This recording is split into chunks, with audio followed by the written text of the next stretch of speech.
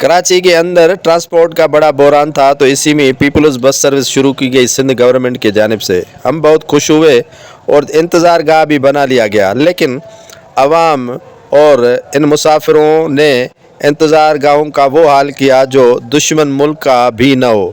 लूट खसूट का माल जैसे हाथ लगा हो और इसके जालियों से लेकर यहाँ बैठने की जगह को भी उखाड़ कर लोगों ने बेचना शुरू कर दिया। अब ये इंतज़ार गाह का हाल न सिर्फ ग्रीन सिटी के सामने हुआ है, बल्कि हर जगह पे जहाँ ग्रीन बस सर्विस और पीपल्स बस सर्विस की इंतज़ार गाहें बनाई गई हैं, उनको इसी तरह उखाड़ा गया है। अब कहेंगे कि ये हीरोइनी आए और हीरोइन के पैसे कम थे, तो इस वजह से उन्होंने इस इंतज़ार गाह को उखाड़ कर ले गए, लेकिन मैं न मानूँ, क्योंकि हीरोइनी इसी समाज से ताल्लुक़ रखते हैं और इन पर हम बड़े तामुल मिजाजी के साथ देखते हैं। इसी में वज़ीर ट्रांसपोर्ट को गालियां तो बनती हैं। गालियां क्यों न दें, क्योंकि वो खैर ख्वाही करता है हमारे साथ, और नेकी जो भी करे उससे गालियां बनती हैं और आवाम उनको गालियां दे।